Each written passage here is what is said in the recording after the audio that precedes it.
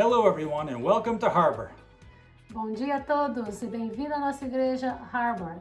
We are so excited to have you with us today. We are the Bricklands, and if you're new to Harbor, we want to extend an extra special welcome. If you're tuning in online, just click the link in the description. If you're here with us in person, simply scan the QR code on the seat back in front of you.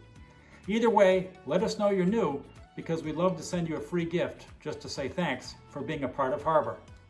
Now it's time for the service. Let's get started.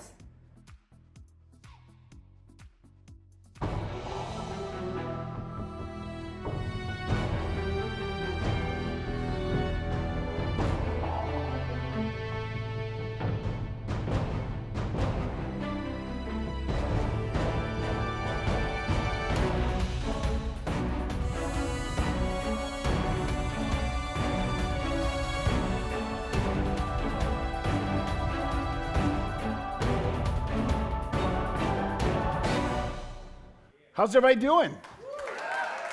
All right. There we go. I felt it just get real quiet real quick. And I was like, okay, man, I don't know what's going on. Welcome. I don't know how you're doing, but I hope it's well. I hope you're having fun. I hope you enjoyed that worship and that, I'm hoping God's doing something inside of you because we're going to be talking about some a little bit heavy stuff, but like some really cool stories tonight. So I'm just excited that we get to spend some time together. If you're tuning in online, or maybe you're checking us out for the first time, maybe this is your very first time ever at a church or just at Harbor, maybe you're listening to this on the podcast. Whatever it is, my name is Josh. I'm the senior pastor here at Harbor.Church, and I'm thrilled that you're with us. We're jumping into the fourth week on a series we're calling Shipshape. But before we do that, I'm just trying to get us interacting a little bit. I want the people at home, if you're watching this and you're live with us on Facebook, I want you to type in your answers so that we can all kind of be a part of this together. I don't know if you guys saw that we had a debate or two kids arguing, whatever you want to call it. But I thought it was, we're in that season, right? Votes and debates and all that stuff. I was like, why don't we just go ahead and just have some debates in here, have some back and forth, gives us a chance to interact a little bit. And hey, thank you, John. I appreciate that, sir. Thank you very much. And I thought we could talk a little bit. Once again, we're kind of in that season. And I was trying to get to the place where I was like, what is it that I love so much about right now? I whine that summer's coming to an end, and that's because I don't want to let go. I have a problem with that. But truthfully, I love the fall. I moved to Cape Cod because I interviewed here in the fall. I came and I interviewed in the fall, and I went, this is the most beautiful place ever. It really is. Until the winter. And I was like, somebody bait and switched me here. I was like, what the heck? I was like, this is so gorgeous. I can't wait to live there. And I moved here right at the end of fall. And so my first couple months were like filled with snow and gray and slush. And I was like, all right, no takesy backsies. But if you are like me and you like the fall, and even if you don't like the fall, I'd still like to just see where we're at in here.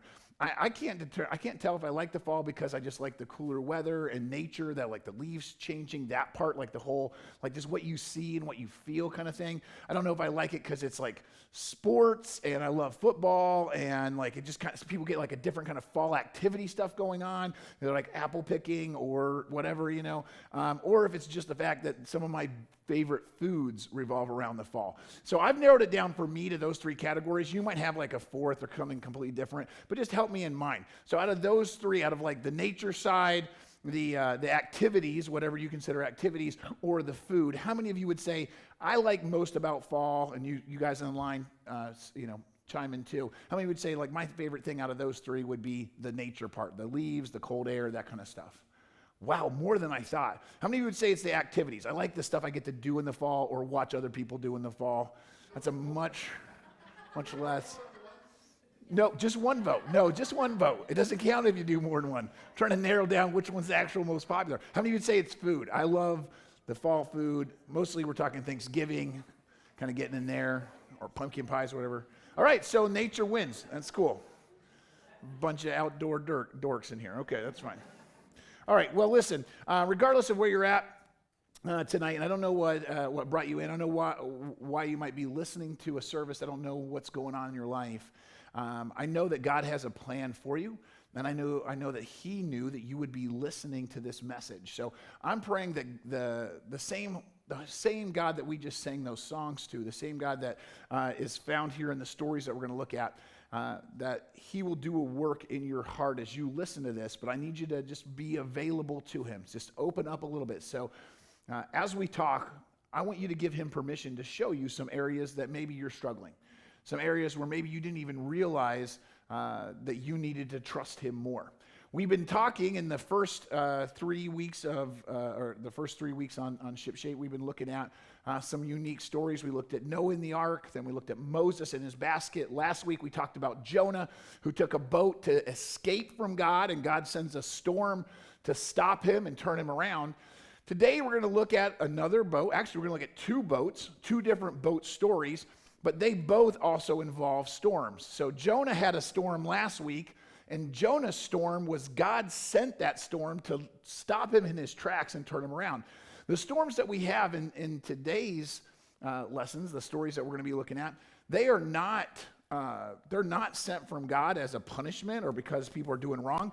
As a matter of fact, Jesus is on the boat in one of these storms, and Jesus never sins. So not every storm that comes into your life is because you're doing the wrong thing. Not every storm that you come across is meant to get you to turn directions, and we'll see that in these stories. And we're going to look at two different ones. So the first one's found in the book of Mark. As a matter of fact, it's found in 3 of the Gospels, but we're going to just look at Mark's account.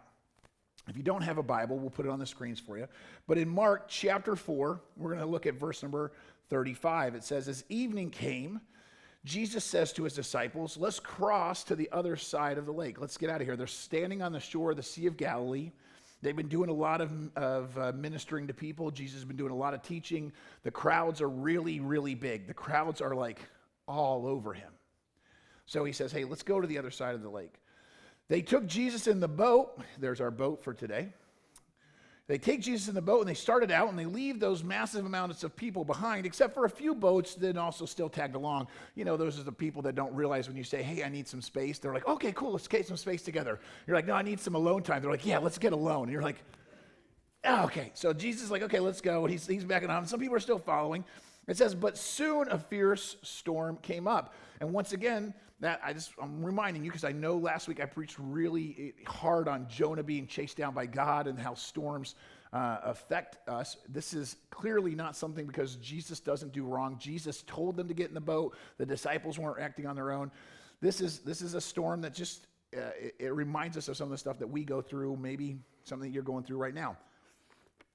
But here's what we can learn from the storm. The storm came up, high waves were breaking into the boat, and it began to fill with water. Jesus was sleeping at the back of the boat, which I love that, with his head on a cushion. The disciples woke him up shouting, teacher, teacher. One version says, master, master, don't you care about us? Do you not love us, Jesus? Is what they're saying. We're going to drown. Jesus woke up. He rebuked the wind and the waves. Silence, be still. And suddenly the entire wind stopped. And all of that sea was calm. A great calm came by. It says, and then he asked them, why are you afraid? Guys, what's up? Do you have still so little faith? Like, what are you trusting in is what he's saying. The disciples were absolutely terrified. Who is this man, they asked each other. Even the wind and the waves obey him. So this story, we're going to tell you another one here real quick. Maybe you've never heard that story before. Like I said, 3 of the Gospels contain it. And it says, it's called Jesus Calms the Storm or Jesus Calms the Sea. But it's not the only time that Jesus calms the sea. This time is unique because Jesus is asleep in the boat when the storm happens. Then a little while longer, so the disciples go through that first storm with Jesus asleep in their boat. It's their first real storm with him. They see that happen. They're like, who is this guy? Like this guy, like we like the miracles, like where he's like healing lepers and like helping like people back on land, but we didn't know he could do this with nature. Like they're blown away, and we'll talk about that here in a second.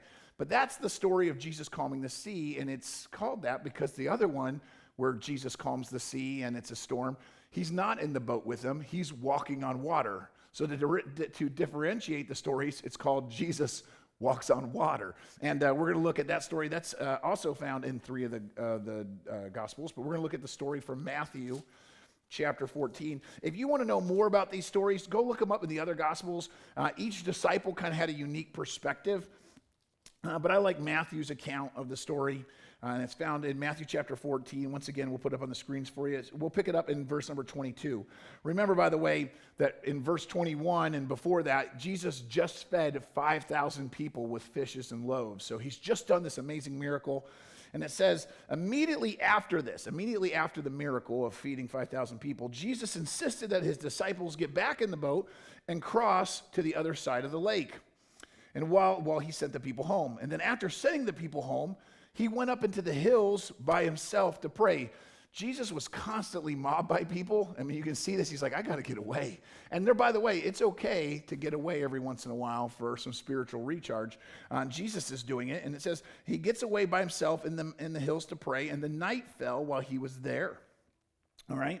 Meanwhile, the disciples down in the Sea of Galilee, they are in trouble, it says, far away from land. The strong wind has arisen. Now, this lake, the Sea of Galilee, is about 12 miles wide by about 6 miles long, or vice versa, however you want to say that. So 12 by 6, that's how it is currently today. This is not like a little pond. This is a pretty big lake. And the mountains surround it, and because of the bowl-shaped mountains around it, even today, if you're there, the local fishermen know you don't want to be out in the middle of the lake when evening comes because the winds can gust up really quickly, and it causes really violent storms. It's over 200 feet deep where it is now. And they say, and listen, the Sea of Galilee has been used for the last couple of centuries to like water as a main source of water, so the lake has shrunk quite a bit, and even today, it's really big and really deep. So back in Jesus' time, it would have been even bigger and even deeper, and the storm would have been even worse. But it says that they're by themselves out in the middle of the lake, and they're in trouble, for a strong wind had risen, and they were fighting heavy waves. About 3 o'clock in the morning, Jesus came toward them. So all night long, they're rowing for their lives. At about 3 a.m., Jesus comes walking towards them. Mark's account says that Jesus was walking near them, but he had planned on walking all the way over to the shore. He was just walking near them. He wasn't actually going to get in the boat. And it says that they see him. When the disciples saw him walking on the water, they were terrified. We find the disciples scared a lot, okay? They were terrified, and in their fear, they cried out, "It's a ghost!" But Jesus spoke to them at once, and he said, "Don't be afraid. Take courage, I'm here." And Peter's my favorite disciple. Peter talks first, thinks second. And you see this a lot with him. Peter called out, "Lord, if it's really you, then tell me to come out in the water." He's basically saying, if that's really you, God, then you give me the ability to walk on water like you.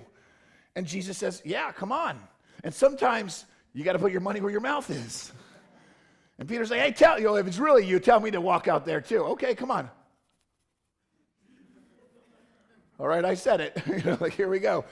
And I still can't imagine, and we're not really going to focus on it too much, but if you've never heard this story, I don't know how Peter did it. I don't know he's pretty brazen. Even like, I got this, boom. I don't know if he was like leaning, like half like tipping, like just like this, like going. I don't know. I don't know if he cannonballed out. I don't know what happened. I don't know if he took his sandals off. I don't know any of that. I just know that it says that Peter went over the side of the boat and walked on water towards Jesus. This is the miracle of walking on water. But when he saw the strong wind and waves, he was terrified again, and he began to sink. "Save me, Lord," he shouted. Jesus immediately reached out and grabbed him. "You have so little faith," Jesus said. "Why did you doubt me?" And I need you to understand, when we read this, it sounds like Jesus being mean, but he says, you have a little faith. This is an improvement, by the way. If you remember, the last time they were in the storm, he goes, "Why don't you have any faith?" Home Slice just walked on water, and he's like, you got so little faith. And that doesn't teach us something. Like, no faith causes us to be like, Jesus, stop the storm, I'm freaking out. And then a little itty bitty bit of faith lets us walk on water. And God isn't impressed. He's like, Peter, you walked on water. You've got so much faith. Attaboy. He's like, Peter, your faith is so little. Which is also a condemnation on the other 11 people hiding in the boat. And he's like, at least he's got a little bit of faith. You guys, we'll get to you later. But he says, oh man, he's like, why did you doubt me? And it says, when he climbed back in the boat, the wind stopped. Again, the power of Jesus to calm nature. Then the disciples worshiped him. You really are the Son of God, they exclaimed. Crazy stories, some really, really cool stories that if you'll allow me, I'm going to teach this a little bit different than I normally do. If you've never heard me preach before, I apologize. I'm just going to kind of like take both of those stories that are not the same story. Understand, these are two different timelines. They're separated, but because of the similarity, because I don't have enough time to preach every single boat story in the Bible, I'm going to combine these two into one lesson. The storms, and because we talked about storms last week with Jonah, I want to talk about the storms we can go through with Jesus and how Jonah was an early picture pointing to Jesus. Jesus, of course, being perfect. Jonah kind of being a jackwagon. He's a bad guy, actually, or barely a good guy. Jesus is perfect, but we still learn how God works through storms. If we're looking at these storms, both of them, as I mentioned, they were both supposed to be in them because both times it was Jesus that asked the disciples to go out. But if you're not familiar with Jesus' disciples, we know that at least half of them, we don't know what every job, what all the disciples had for a job. We know a few of them. Matthew was a tax collector, so not all of them were fishermen, but we know that at least half of his disciples were professional fishermen. These guys grew up on boats. They're all from Galilee. Judas Iscariot was probably the only one that wasn't from Galilee out of the 11. All of these guys grew up on this lake. They all knew this lake. And at least half of them, that was their workplace. That was their backyard. They knew this lake and they knew boats. So they're not a novice like you might be, and I don't know if you are, but if you're like, yeah, I'd be freaking out, you got to remember, this was their occupation. This was their expertise. If there was one thing they were good at, it was boats and water, okay? And this made me think. They were tested in the area where they were strongest, and they fell short. I think there's some times where we're like, yeah, I mean, if God had given them a mountain climbing contest, if God had asked them to like sew a blanket or something, like pick something outside, like we kind of expect people to fail in something brand new and then God catch us. But on that same mentality, when we think about what we're good at, that's usually where we think we don't need God. Okay, 3 people agree with me. I know that that's how I am. It's the same way that when things are going well, I'm not crying out to be close to Jesus. But when my boat's about to sink, don't you love me, God?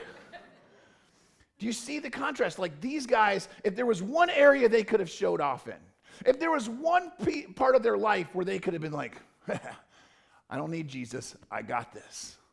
Now, they're already been humbled, and we're going to talk about that story next week, where they think they know how to catch fish till Jesus teaches them how to catch fish.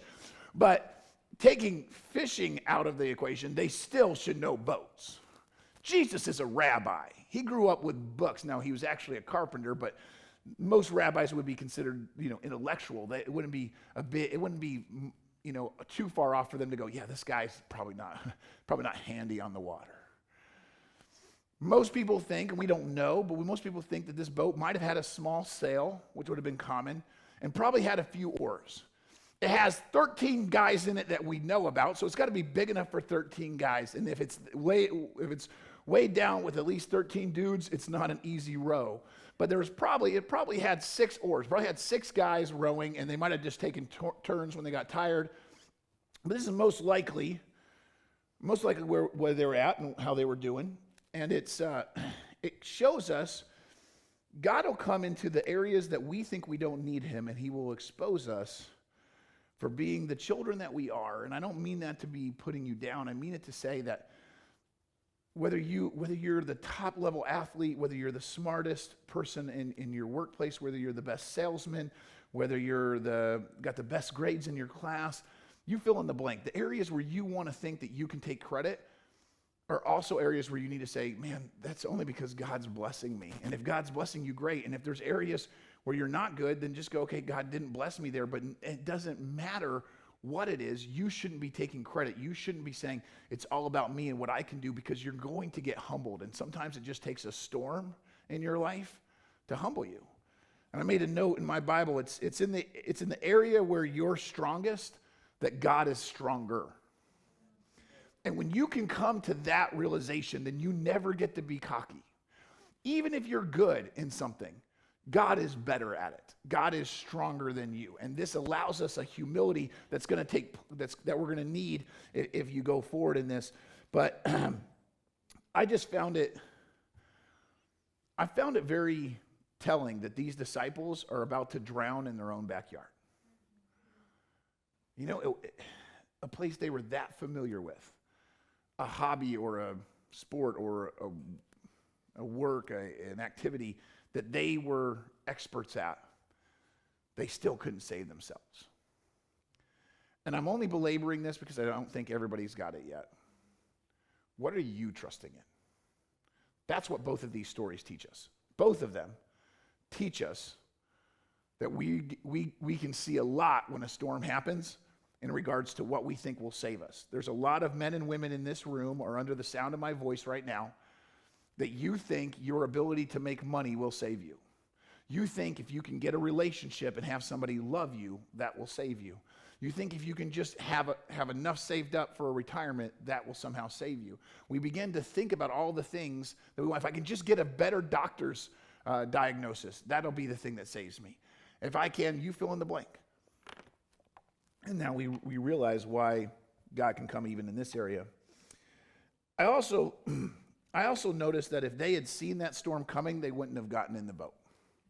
Now, as I shared with you today and over the last couple thousand years, they have reports that have nothing to do with the Bible that area is really prone to quick storms.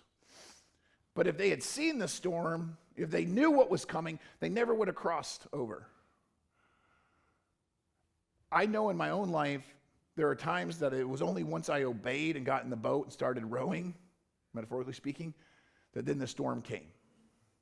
And you feel like, God, you tricked me. You told me to do this, and then a storm came. God, you stabbed me in the back. I was trusting you. And God's like, you're too much of a chicken to go out if the storm's there. I have to give you one step at a time, because if you saw the storm, you would still be standing on the shore. When we went to purchase this building, we asked, the building was being actively used every day as a pet store. And we asked if we could, purchase it. We talked to the town. We said, we want to make it a church. We were running about 30 people at the time. And they said, sure. It was just all empty. There was no walls inside. It was just the exterior walls. There was no internal walls. So we're like, it's just a big open space. We'll just, once we settled on it, we bought it, and it was all of the closing stuff was done. We're like, okay, we're just going to go through on like a weekday and push a broom and just get it at least the stuff cleared out. We only needed a spot for 30 chairs. We'll set those out. We'll start having church. All right, good deal. So because as we went forward with buying the place, we told the place that we were leasing, which was right over next to Cape Cod Beer on Finney's Lane, a little storefront, about the size of this stage. And we were sitting in there like this, like, okay, like, yay, baby church. But we were happy, man. We were excited. But we got this, so we said, hey, listen, at the end of September, we're moving into the old Cape May building, so we don't need our lease anymore. Guy said, cool, no worries. We finally closed at the end of September. We're like, yeah, can we have our occupancy? And the town was like, just kidding. Okay, you got to put in a new bathroom. And we're like, oh, okay, bathroom, that's going to be hard to do in a couple days. And they're like, yeah, but not in the septic, tied into the town sewer. And we're like, oh, that'll take a couple thousand, maybe $100,000 or $120,000. That's cool. Can we not do that right now? They're like, nope, no, can't get in. And that was one of like 10,000 things where the goalposts just moved and moved and moved. And I'm telling you, we went back to the guy that we had the lease from at the store, and we said, hey, we can't really move out like we thought we were going to. We need to stay for a couple more months. He was like, I already signed a new person. Like, they're in for a couple years. You're out at the end of September no matter what. And I was like, oh, okay. So I remember the last Sunday in September, I was like, So it's been good. And I don't know where we're going to be next week. So leave me your email, and I'll tell you where we're going to be. That's literally was my plan. I was like, I know we just bought a building, but we can't use it, and we can't stay here. So I thought maybe we go to the Holiday Inn. I didn't know what we were going to do.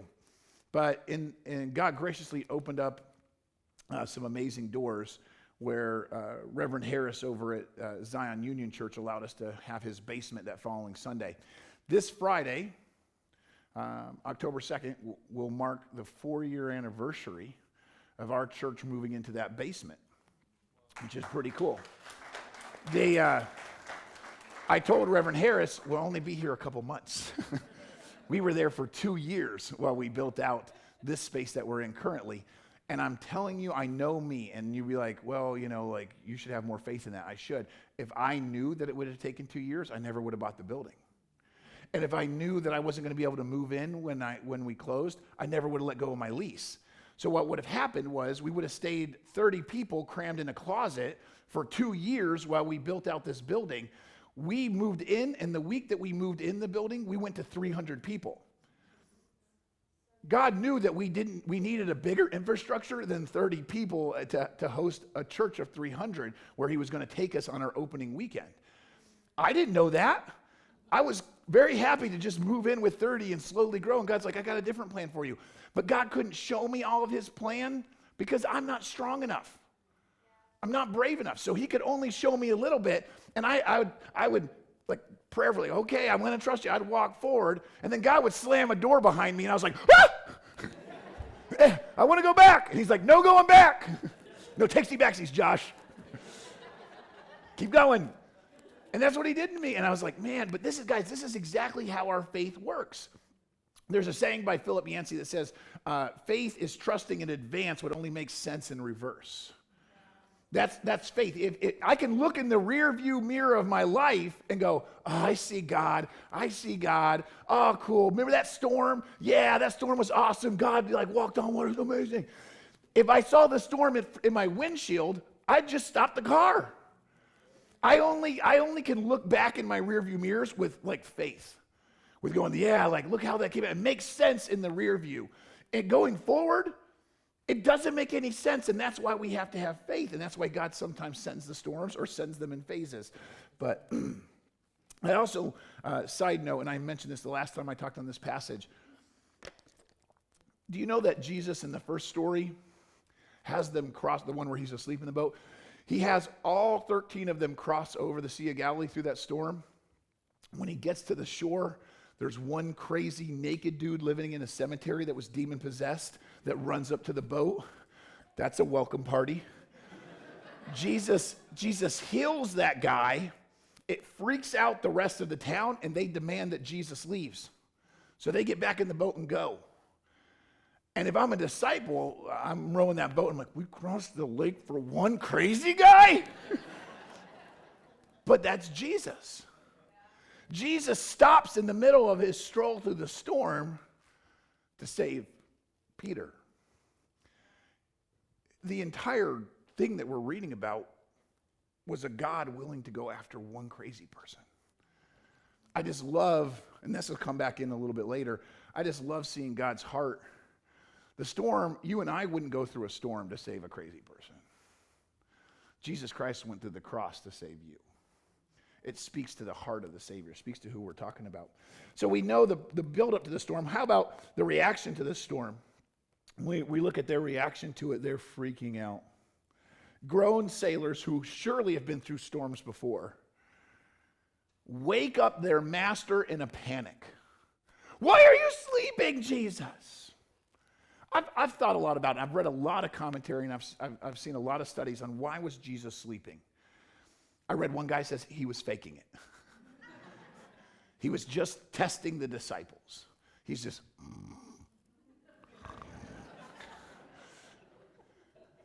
I don't believe that, by the way, but I believe Jesus was exhausted is actually what I believe. I was thinking about it. This area where they're at, it's about 100 degrees almost every day. And during half the year, it's about almost 100% humidity. And the villages are spread out by 10, 15, 20 miles, and Jesus goes to all these villages. Sometimes it took him 2 or 3 days to walk there. And everywhere he went, he got mobbed by people hanging on. It says that at one point they're all just pulling on his clothes, just trying to touch his robe. Can you imagine being mobbed by people everywhere you go, just holding on to you? I know some of you are like, I'm so popular. No. Like this level of, he's preaching and teaching and teaching and preaching. It's hard to find water. It's hard to find shade. He is exhausted most of the time. This guy gets beat up.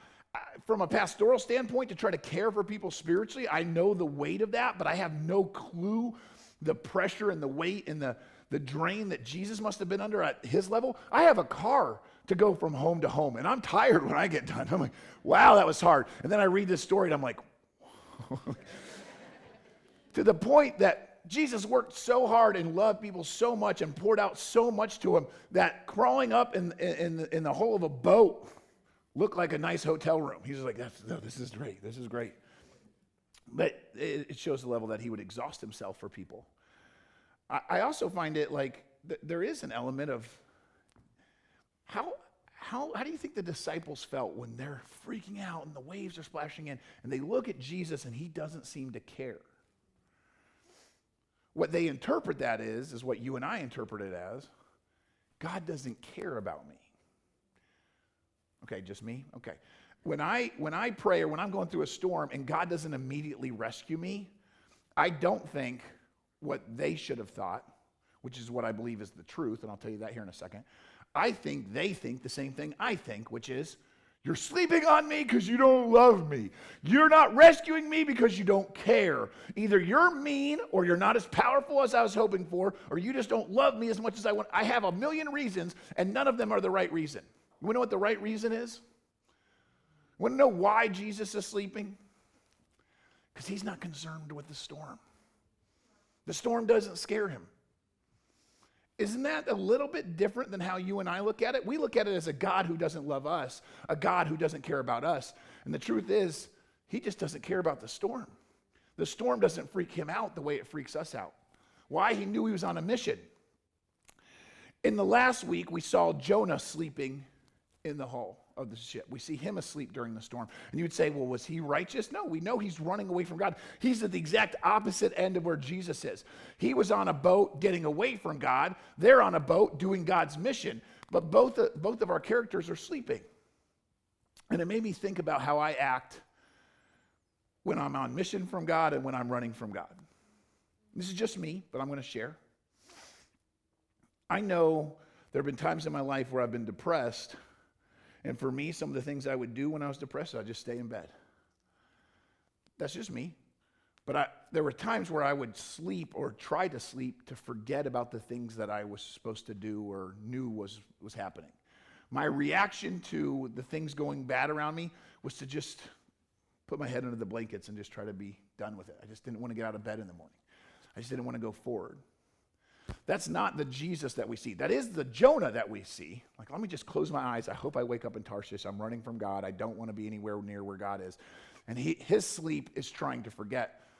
Jesus is sleeping a very peaceful sleep.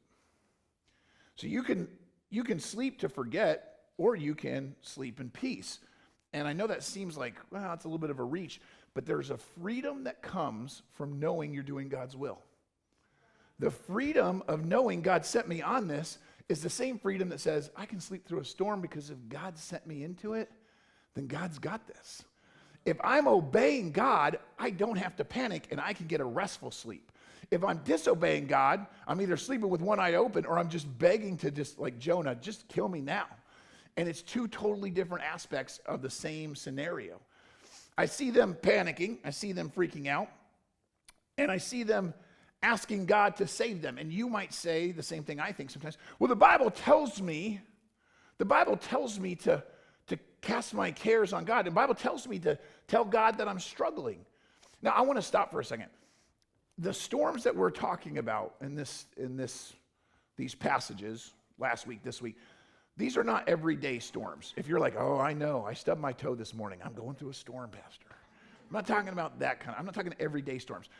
The storms we're talking about are the things that cause you to doubt God's goodness in your life. That's a storm. Now, you might be going through one, or 2 or a long one. I don't know where you're at.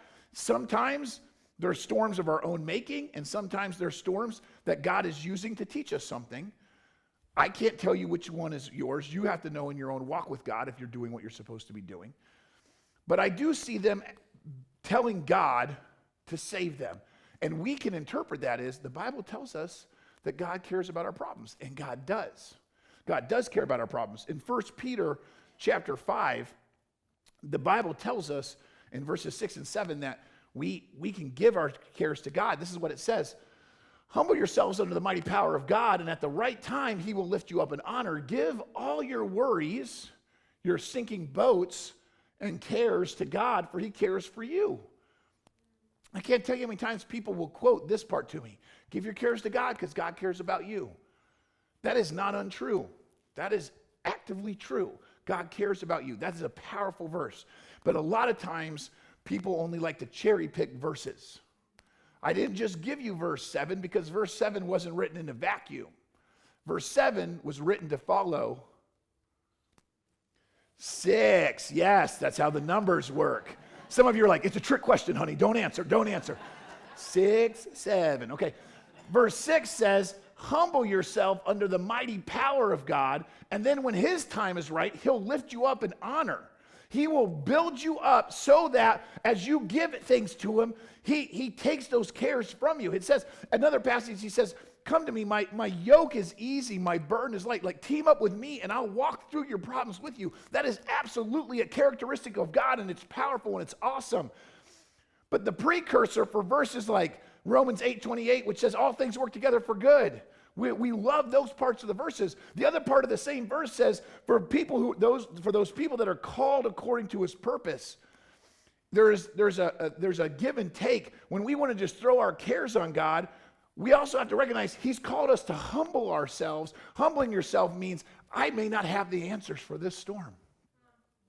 I may not see. Here's what the disciples should have done. They should have humbled themselves to go, what we see and what we think may not be all that's happening here.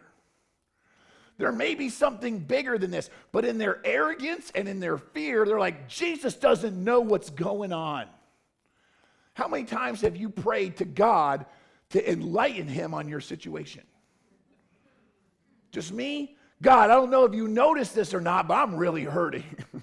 My bank account's really small. Like, I'm like trying to like take out the receipt and pray with it like next to me in case you had missed this, God. This bill came today. Like we're going to inform God on something. But when we're humble, we go to a place where we go, God, I don't know what you're doing. I don't know why this storm came, but I know that I'm not in control of it either way. And I believe that you set me on this path. So if you set me on this path and then this storm hit me, I could rest assured that you're still in control. And God, if I'm going the wrong direction and that's why this storm is hitting me, I'm going to humble myself and say, God, I want you to pick my path. I don't need to pick a path. If this isn't the path, then give me the path. And I'm going to go through it humbly. Either way, it requires humility. We don't do that. Here's what I think is relevant for them, and I want you to hear me because I know we're in 2020, the year of For those of you that are young, I don't know if you know this, this is what we thought Y2K was going to be. We thought the world was just going to break when it turned midnight. It was like, conk. We were wrong. We woke up, we're like, there's nothing to happen. It was like a 20-year delay, and then the planet was like, bleh. Like, I don't know, but like 2020 just feels like, yeah. Okay, so I don't know where you're at with all the things that are going on in this world, and maybe you're really nervous about COVID, maybe you're not, maybe it's more a job thing or a finance thing or a politics thing or a family thing, or it could be something completely unrelated to what you're watching on the news, but Satan loves to play off of our fears. And so when I look at the disciples in this storm, I see something for them that I see for us. And I watch their reaction to God being like, why aren't you stopping this? And I realize that calming the storm isn't as important as calming your fears. They are so wrapped up in the calming of the storm, aren't they? They have put all of their hopes in the fact that the storm has to end. Do you see that? I can't trust God. I can't be happy. I can't go forward unless the storm is over. They have made an idol out of calmness. I'm going to reverse that, rewind it, and say it louder if you guys don't pick up on this, okay? We have idolized, we have almost prayed to, we have become consumed with in our culture the need for calm and quiet and peace. And the Bible never promises that. And it's so much so that when we lose it, we panic and our fears swell up inside of us. And if everything in our life isn't calm, collected, and peaceful, then we just feel like God has fallen off his throne. And he said, hey, while you're here on earth, there's going to be trials and temptations and tribulations. There's going to be things that happen bad. Those aren't to make you think that God fell off his throne. Those are to help you get stronger and tougher and closer to God in your faith and grow. But you and I, we idolize calmness so much that we get angry at God. We get mad at people who aren't panicking with us. I'm freaking out over here. Why aren't you freaking out, Jesus? We're going to drown. And you think like you're exaggerating. Have you interacted with humanity yet? Like what are you doing? Like everywhere I walk, somebody's like wants me to be as passionate about something as they are. Like I'm not there. That's how I feel. And I think that's like what is happening in this boat. Jesus, you don't care about what I care about. That's what's happening. Guys, I'm joking, but I also see people right now that are avoiding other people. They're avoiding obstacles. They're avoiding storms, for lack of a better phrase, because they don't want to lose their calm. You're you're actively avoiding opportunities that God is putting in your way because you're like, well, the water looks a little rocky over there.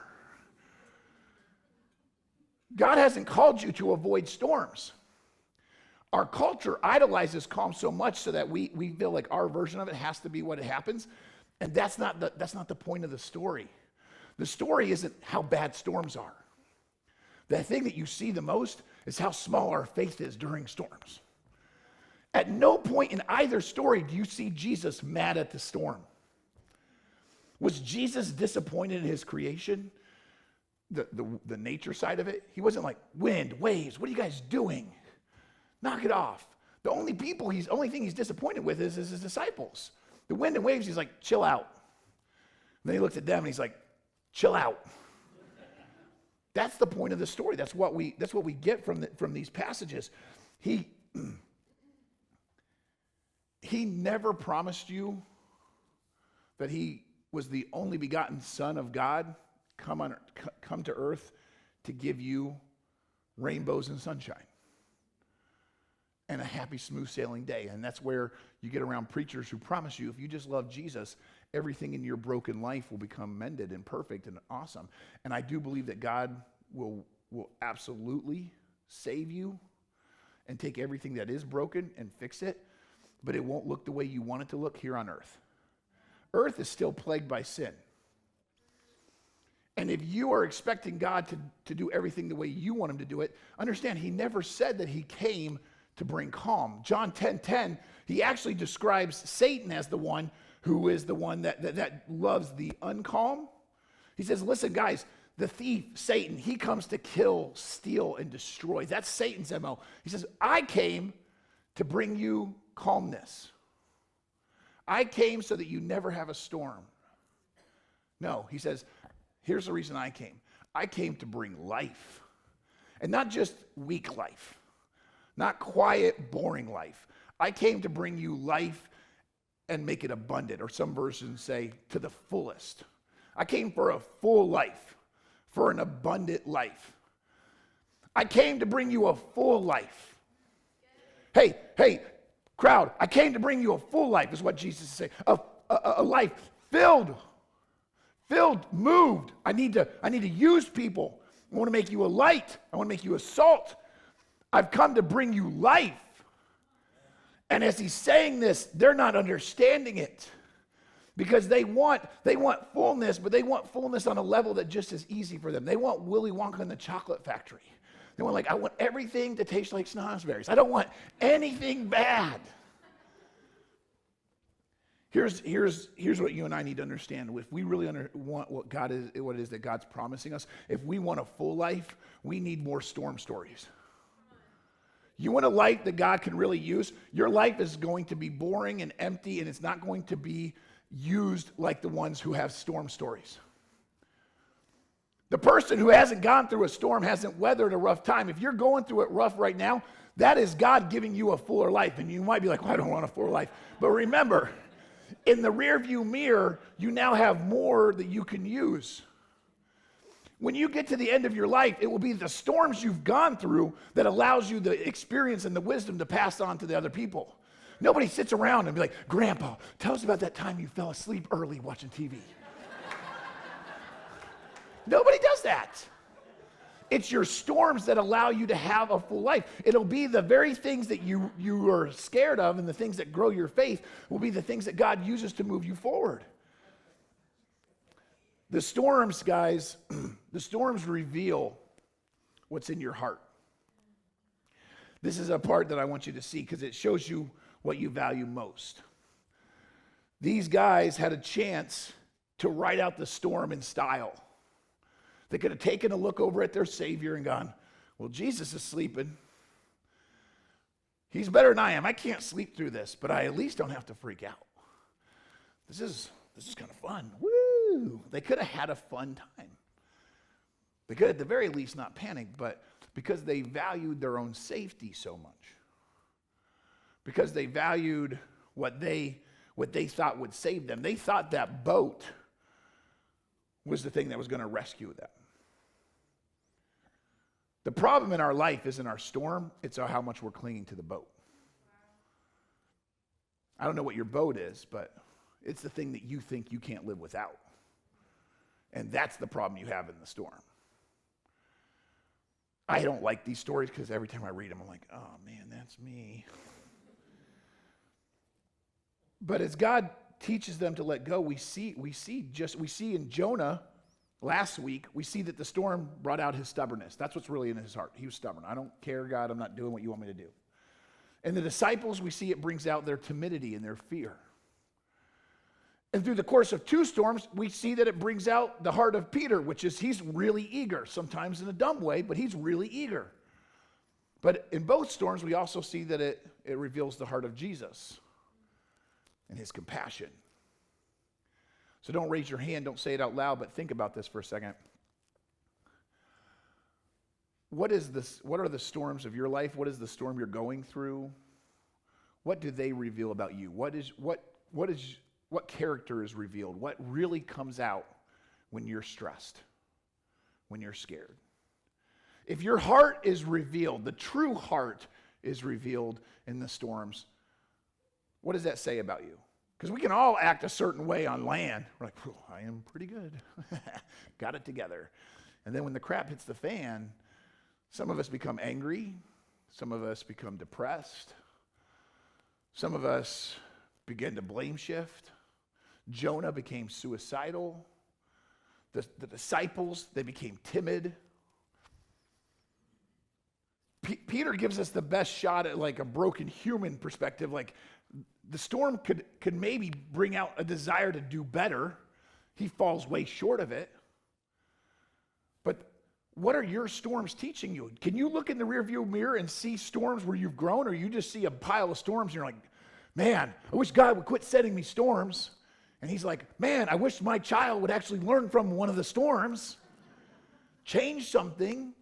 We struggle because we don't really learn our lessons. What lessons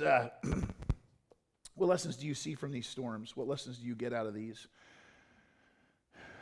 I see in Luke 8:25, he tells it this way. I want to remind you of that last verse.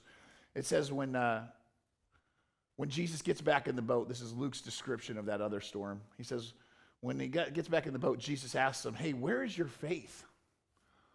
Where is your faith? And the disciples were terrified and amazed.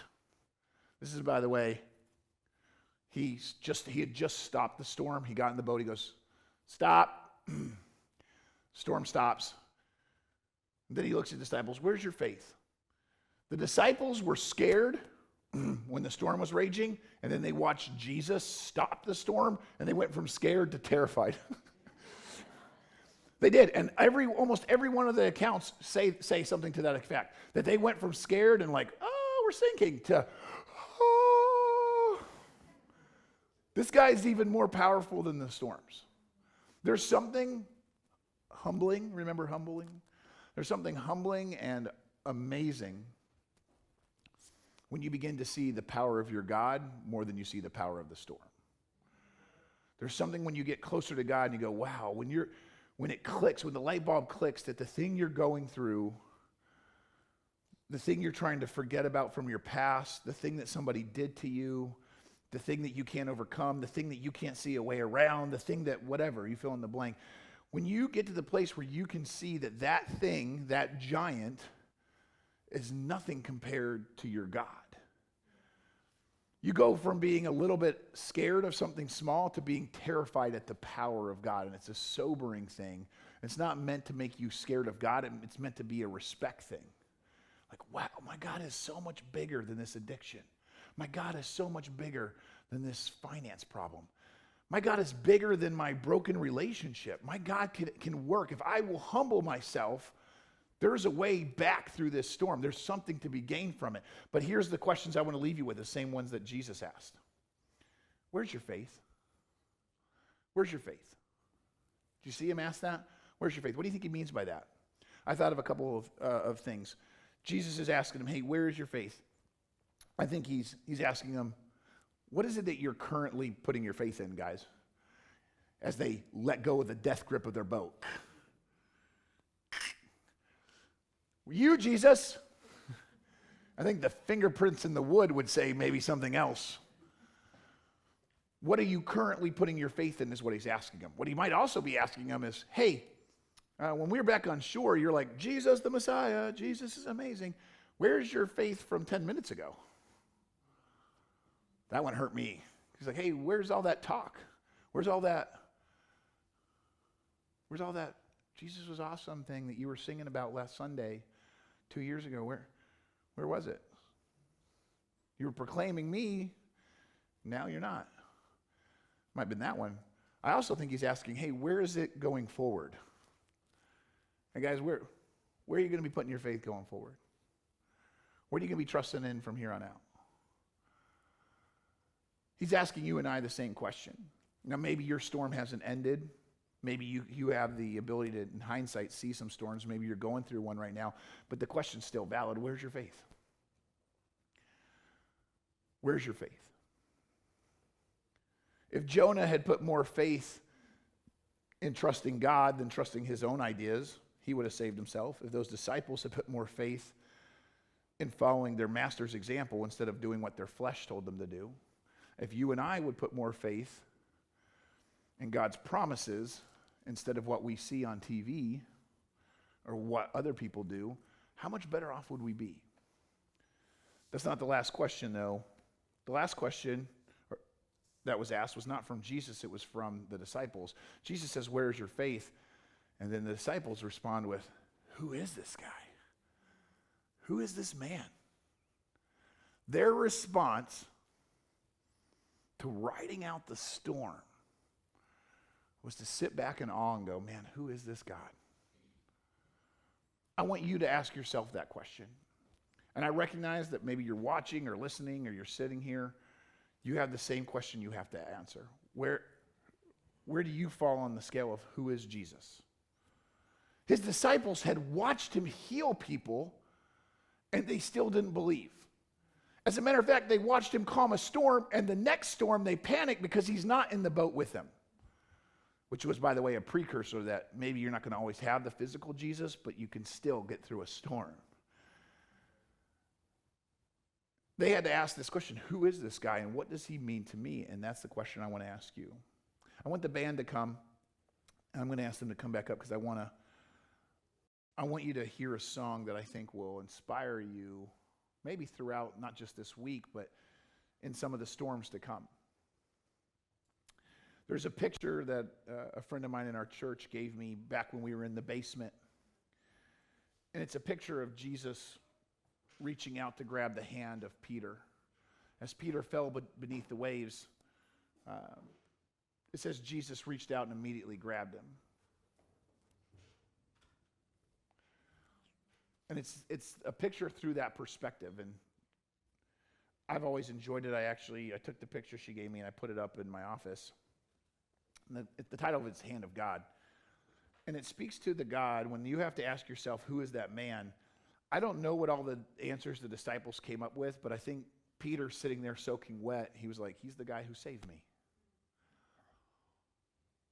He's the guy who got me to walk on water, and he's the guy who plucked me out of drowning.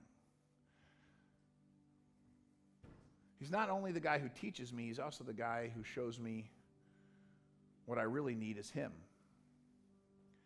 Sometimes, guys, it takes the storms of life to teach us that lesson.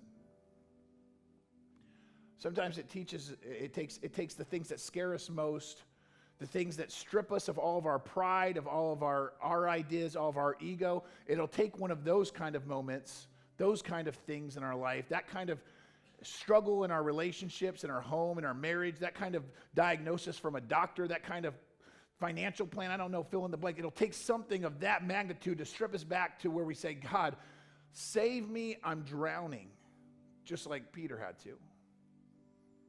And the God who would cross the sea to save one crazy person is the same God who would stop and pull one up out of the water. And he's reaching down in this moment to you. For some of you, it might be the very first time that you've ever even thought about reaching up to the hand of God. The one who says, I'm here to save you. I've got a plan for you. When he says, I came to give you life and give it to the fullest, it wasn't just storm stories. What he really means is it starts with salvation. It starts with me taking away your sin, rescuing you, pulling you out, and then giving you a plan going forward. That's why I love this song. It's called Anchor of Peace. It's the God who rescues us. I want you to listen to it. Stay seated. Just listen to it. Maybe pray. Let God speak to you. Let him tell you who he is. And then we'll close.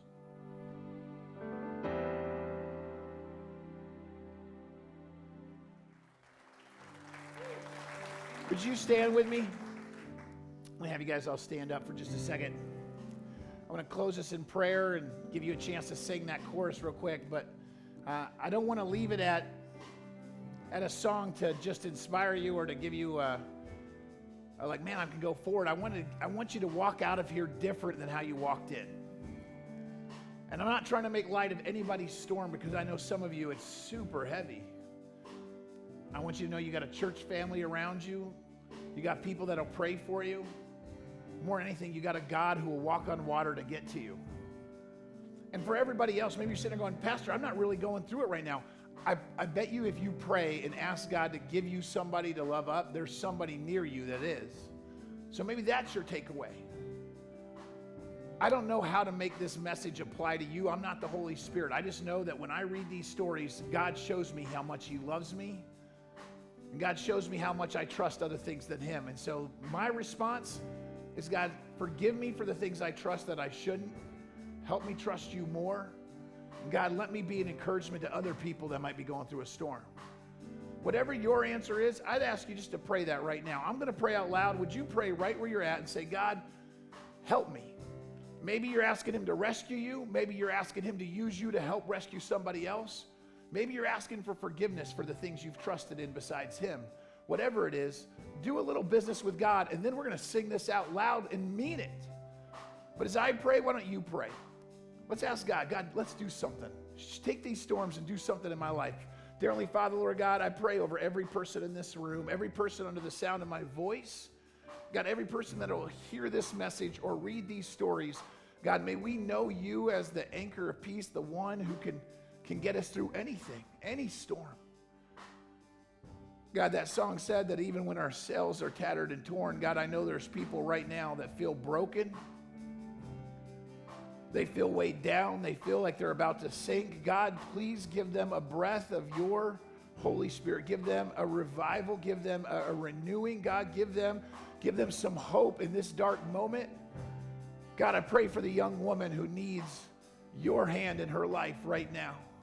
God, I pray for the guy who's ready to give up but can feel you pulling on his heart that you're here.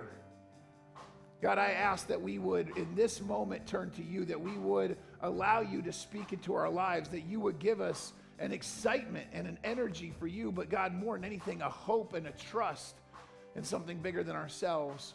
God, I pray for the person who needs salvation for the very first time.